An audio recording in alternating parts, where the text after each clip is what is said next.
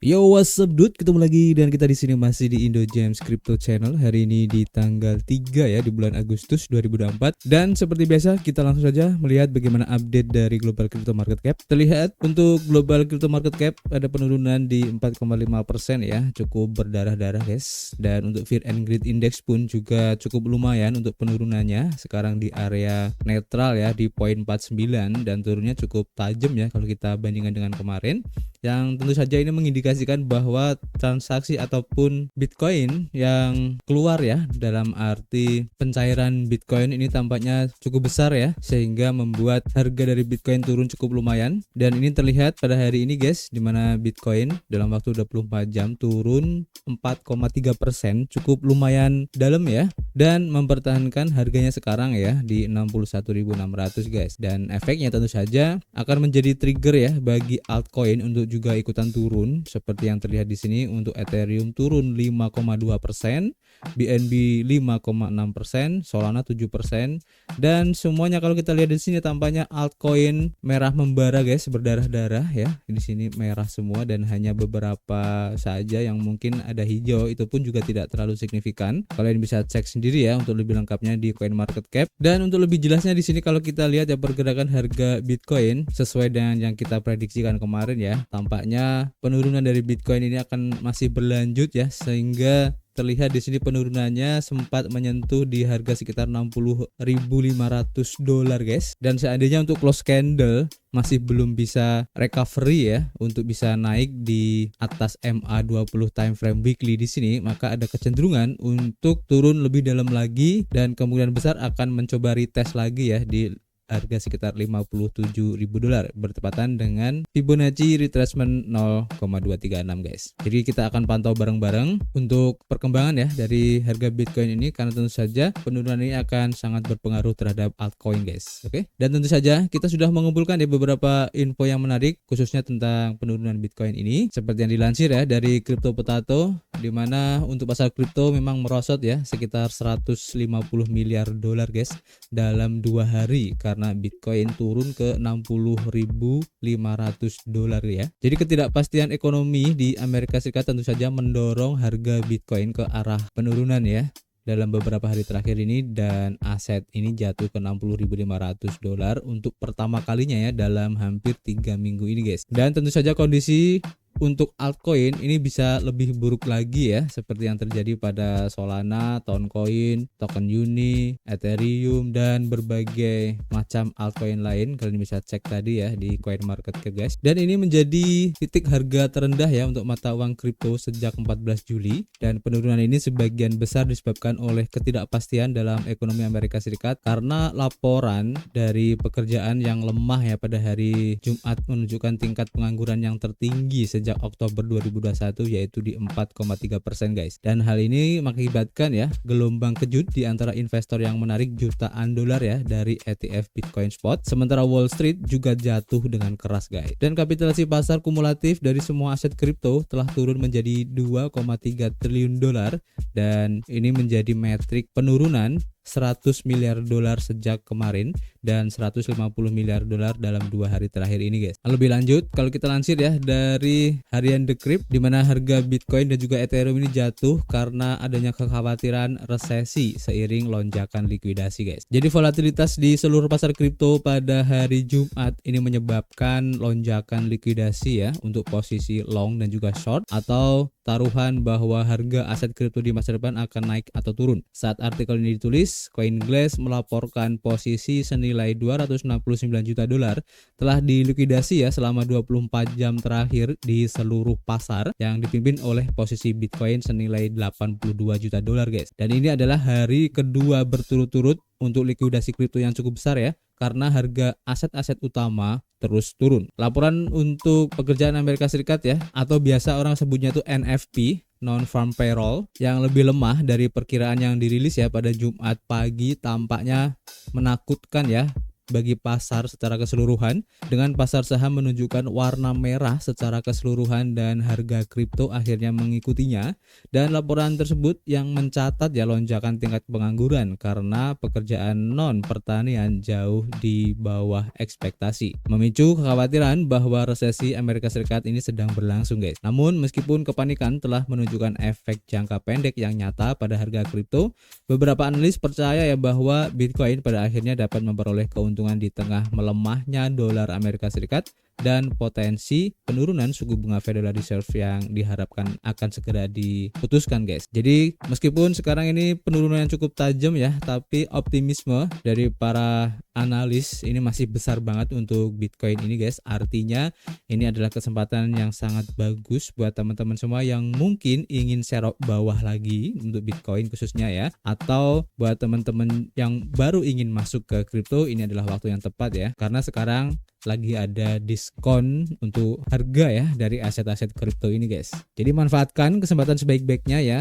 mumpung lagi ada diskon sebelum nanti market sudah mulai membaik lagi, optimisme sudah mulai membaik lagi, dan kita ketinggalan untuk masuk ke kripto ini guys. Oke, jadi jangan khawatir untuk penurunan ini karena ini wajar, biasa terjadi ya dalam siklus ekonomi guys, dan justru kita menganggap ini sebagai opportunity untuk bisa masuk ke aset-aset ini karena ada diskon yang cukup lumayan besar guys. Oke, selanjutnya kita lansir ya dari harian Cryptotnest. Nah, di sini diinformasikan bahwa CEO dari Tether menolak investasi Ethereum, tetap menggunakan Bitcoin guys sebagai sarana investasinya. Jadi di sini si Arduino ya sebagai CEO Tether menekankan preferensinya terhadap Bitcoin daripada Ethereum, mengutip pasokan tetap dari Bitcoin dan keabadiannya ya sebagai alasan utama guys. Tahun lalu Tether mengumumkan rencana untuk mengalokasikan 15% dari keuntungannya untuk membeli Bitcoin untuk meningkatkan dan mendiversifikasi cadangannya.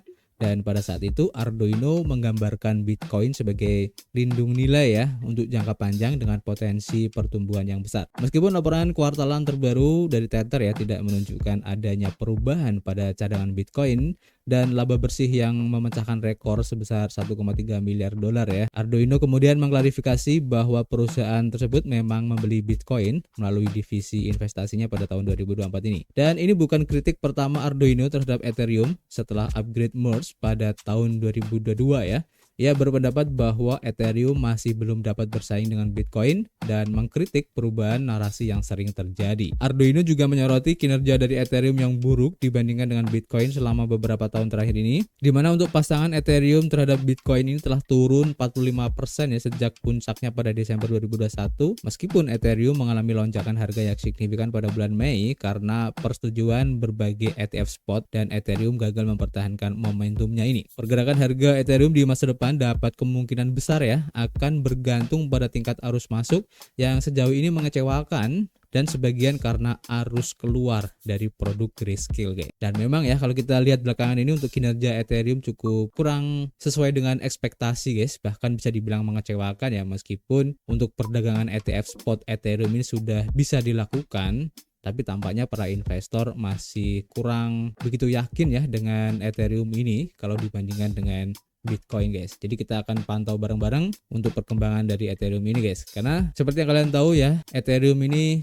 sangat penting ya untuk ekosistemnya, dimana untuk altcoin sekarang itu sangat tergantung ya dengan Ethereum itu sendiri karena banyak project-project yang dibangun ya atau compatible dengan EVM atau Ethereum Virtual Machine. Artinya project-project besar di dunia kripto khususnya ya, ini sangat tergantung dengan perkembangan Ethereum itu sendiri, sehingga kalau terjadi apa-apa dengan Ethereum juga ini menjadi sesuatu yang sangat buruk bagi perkembangan ekosistem kripto secara keseluruhan guys. Oke, lebih lanjut masih dari Cryptotnest diinformasikan bahwa FBI mengeluarkan adanya peringatan besar ya untuk sektor kripto ini. Jadi para penipu menghubungi pengguna melalui telepon atau pesan yang mengklaim bahwa ada masalah dengan akun mereka di bursa guys. Jadi para penipu ini seringkali menciptakan rasa urgensi ya dengan mendesak korban untuk bertindak cepat untuk melindungi akun mereka, dan mereka dapat meminta kode akses mengklik tautan berbahaya atau memberikan informasi pribadi untuk mendapatkan akses tidak sah ke aset digital pengguna. FBI menyarankan pengguna ya untuk mengabaikan panggilan atau pesan semacam itu meskipun terlihat resmi. Dan sebagai gantinya, pengguna harus mengakhiri korespondensi dan menghubungi bursa mata uang kripto secara langsung menggunakan nomor telepon resminya. Agensi memperingatkan agar tidak menggunakan informasi kontak atau tautan apapun yang diberikan oleh si penelpon ini. Pengguna tidak boleh membagikan detail login, mengunduh file, atau mengklik tautan yang dikirim oleh penipu jika mereka menjadi target penipuan. Korban harus melaporkan situasi tersebut ke FBI dan memberikan rincian transaksi yang terkait dengan penipuan tersebut, guys. Dan selain itu ya, FBI juga mencatat adanya peningkatan jumlah penipuan yang melibatkan lowongan kerja palsu, dan para penipu ini menggunakan lowongan pekerjaan untuk mengelabui konsumen ya agar melakukan pembayaran kripto untuk mendapatkan pekerjaan yang seharusnya, tetapi dana tersebut dicuri, guys. Jadi sekarang banyak sekali ya modus-modus penipuan yang bisa dibilang itu baru ya, dan mungkin buat para orang-orang awam ini sangat berbahaya karena mungkin mereka tidak mengetahui hal-hal semacam ini dan menganggap kalau hal itu memang benar terjadi, sehingga kepanikan yang dirasakan para pengguna ini membuat mereka mengambil langkah yang gegabah ya, yang akhirnya mereka pun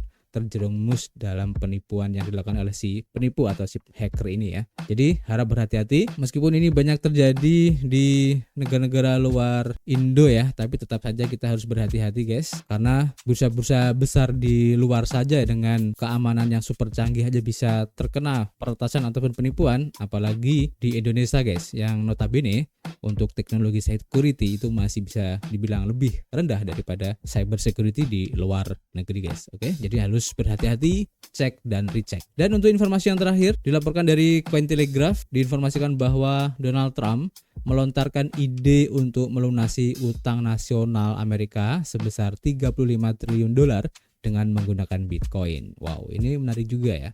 Jadi pemerintah Amerika Serikat menambahkan 1 triliun dolar ke dalam utang nasional kira-kira setiap 100 hari yang memicu kekhawatiran akan inflasi yang tidak terkendali. Mantan Presiden Donald Trump baru-baru ini mengusulkan penggunaan Bitcoin atau cek kripto untuk melunasi utang nasional pemerintah Amerika Serikat yang mencapai 35 triliun dolar dan mencegah krisis utang yang membayangi.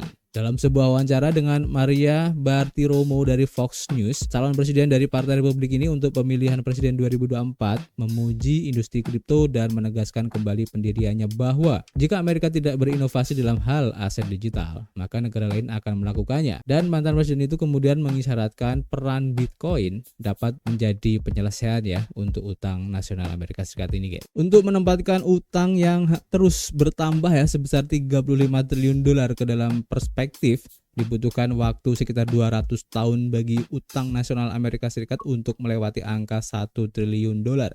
Dan saat ini jumlah yang sama ditambahkan ke utang nasional Amerika Serikat kira-kira setiap 3 bulan karena pengeluaran defisit. Dan selama bulan Juni sekitar 76% dari seluruh pendapatan pajak penghasilan digunakan untuk membayar bunga utang tersebut dan menjadikan pembayaran bunga sebagai salah satu pos tertinggi dalam anggaran fiskal Amerika Serikat. Bitcoin dapat mengatasi masalah ini ya dengan perlahan-lahan menyedot nilai dari sistem dolar Amerika Serikat saat ini ke dalam aset digital yang dibatasi pasokannya, mencegah keruntuhan mata uang yang mengingatkan kita ya pada Republik Weimar di awal abad ke-20 seperti yang dikatakan oleh kandidat presiden independen Robert F. Kennedy Jr. baru-baru ini dalam sebuah wawancara dengan Cointelegraph. Membangun cadangan Bitcoin dapat membantu pemerintah melunasi utang nasionalnya karena Bitcoin yang mendasari nilainya terus terapresiasi. Senator Cynthia Lummis baru-baru ini juga memperkenalkan rancangan undang-undang untuk membentuk cadangan strategis Bitcoin di Amerika Serikat untuk menangkal efek berbahaya dari percetakan uang yang merajalela ya dan mempertahankan dominasi keuangan Amerika Serikat di pasar dan perdagangan global. Senator Wyoming juga telah menetapkan tujuan untuk Departemen Keuangan Amerika Serikat untuk memperoleh 5% dari total pasokan Bitcoin.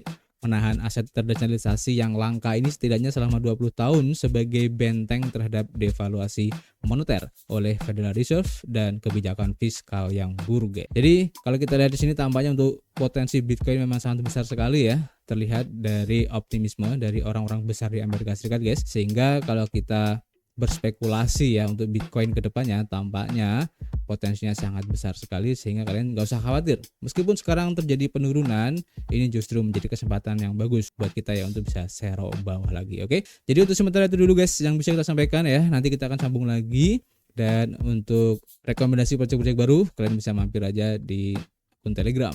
Dan seperti biasa kita masih menunggu ya kritik dan saran kalian di kolom komentar. Nanti kita bisa ngobrol banyak di dalamnya, dan tentu saja kita akan ketemu lagi di informasi berikutnya. Peace.